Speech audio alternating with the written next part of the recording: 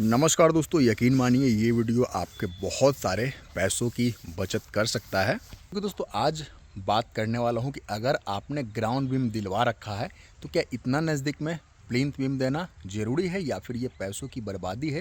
पूरी चीज़ें बताऊँगा दोस्तों, ताकि आपके घर का मजबूती के साथ किसी प्रकार का दोस्तों खिलवाड़ भी ना हो और साथ ही साथ आप अपने मेहनत से कमाए हुए पैसों की बचत भी कर पाएँ।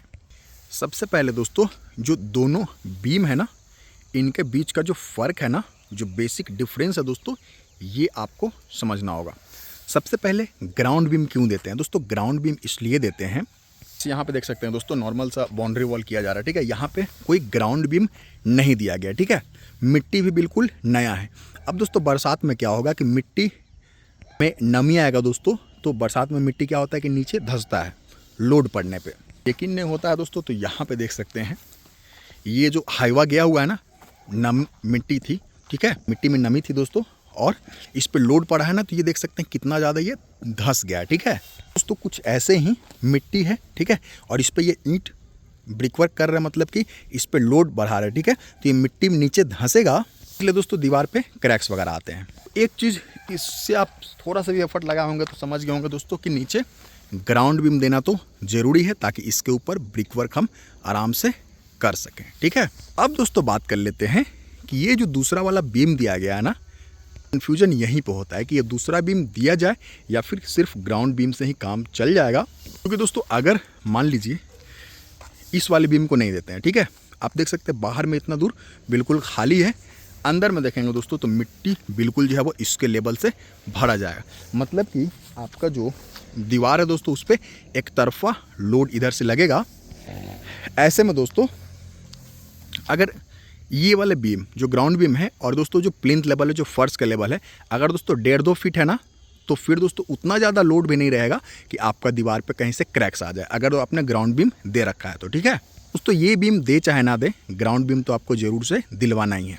अब दोस्तों एक बात आती है कि अगर दोस्तों यहाँ पर जैसे कि देख सकते हैं, यहाँ पर 2 फीट है, ये मैक्सिमम हाइट अगर देखेंगे दोस्तों 2 फीट है, और आगे बढ़ते चले जाएंगे दोस्तों तो आप देखेंगे चूँकि ये ज़मीन एक लेवल में तो है नहीं, आप देखेंगे दोस्तों ये यहाँ पे आते आते दोस्तों 1.5 फीट ये हो गया है, ठीक है। यहाँ पे देखेंगे तो और थोड़ा सा कम हो गया है।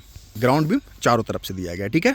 अगर दोस्तों मैंने बताया कि 2 फीट का ये दूरी है ना, 2 फीट का मिट्टी दोस्तों बहुत ज़्यादा नहीं होता है कि वो आपकी दीवार को बाहर की तरफ ढकेल दे।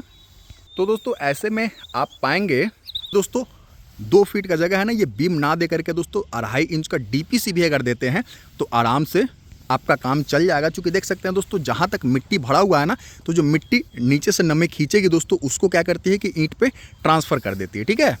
लेकिन दोस्तों यहाँ पे अगर आप 2.5 इंच का भी दोस्तों डीपीसी का एक लेयर देता है ना, तो जो नमी नीचे से आ रही है दोस्तों अंदर के तरफ से, खासतौर पे मिट्टी तो अंदर में है, ठीक है, तो वो दोस्तों इस वाले को देख सकते हैं बिल्कुल काई लगा हुआ है, चूँकि मिट्टी ने लोड के साथ साथ दोस्तों नमी भी ईंट में ट्रांसफ़र किया है, ठीक है। तो डीपीसी का लेयर क्या करता है कि आपके डैम्पनेस यानी कि नमी को दोस्तों यहीं पे लॉक कर देता है, और इसके बाद जो ब्रिकवर्क करेंगे दोस्तों उसमें कहीं से भी नमी वगैरह नहीं आएगा, और ये दोस्तों इतना ज़्यादा भी मिट्टी का लोड नहीं है कि ये ब्रिकवर्क होल्ड ना कर पाए, चूँकि दोस्तों 10 इंच का ये फुल लेंथ का ब्रिकवर्क किया गया एक्सटर्नल वॉल में।